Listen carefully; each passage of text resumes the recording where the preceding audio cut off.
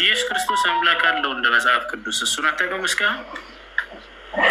መጽሐፍ ቅዱስን ይኸውልህ፣ አሁን አንተ ትልቁ ችግር እንደው ታውቃለህ፣ መጽሐፍ ቅዱስ አንደኛ ነገር አታምንበትም። ሳታምንበት ደግሞ ትገባና ልክ እንደ ማስረጃ አድርገህ ትከራከረውና ማስረጃ ሲሰጥ እንደገና ኖ ይሄ እንደዚህ አይደለም አይነት ነገር ልትል ትሞክራለህ። ኢየሱስ ክርስቶስ አምላክ አለው የለውም እንደ መጽሐፍ ቅዱስ? ኢየሱስ ክርስቶስ ራሱ አምላክ ነው።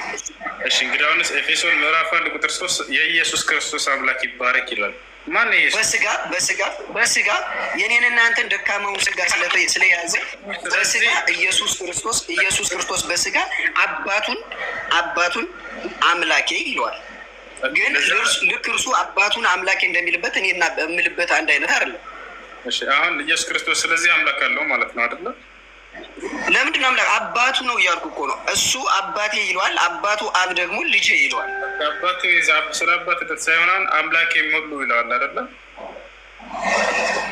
ይኸውልህ ሁሱ አሁን ምን አለ መሰለህ፣ ለምሳሌ አሁን ማለት ነው ከራስ ቁራን አንድ ሰው አምላክ ለመባል አንድ አምላክ ለመባል ሱራ 57:3 ላይ ምን ይላል? 57:3 ላይ ላውጣና ላስነብብህ። ምንድን ነው እያወራህ ያለኸው? ወላሂ አልገባኝም። ጆሲ ጠብቀኝ ላሳይህ ነው። ምንድን ነው የምታሳየው ልጄ?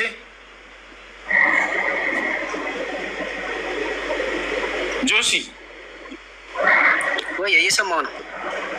ኢየሱስ ክርስቶስ አምላክ አለኝ ይላል እኮ ነው እያልኩ ያለሁት መጽሐፍ ቅዱስ ላይ ላሳየህ ማስረጃ። ኢየሱስ ክርስቶስ አምላክ አለኝ አይልም፣ አባቴ ነው እንጂ አምላክ አለኝ አይልም እያልኩ እኮ ነው ይላል። በቃ ላሳየህ፣ እኔ ማስረጃ ላሳየህ። እኔ እውነት እላለሁ፣ ከራሴ አንዳች አልናገርም፣ እንዳነበብኩ እናገራለሁ። ንግግሬም ቅን ነው፣ በማስረጃ እንጂ አለማስረጃ አልናገርም። እና ዳሩ ግን ትምህርት ውስጥ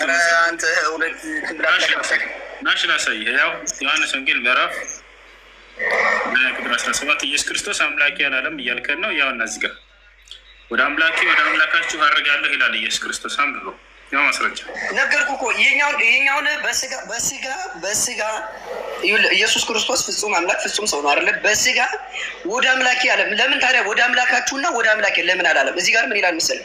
ወደ አባቴና ወደ አባታችሁ የሚለውን ለምን ተውከው? እዚህ ጋር ምን ይላል? እኔ ወደ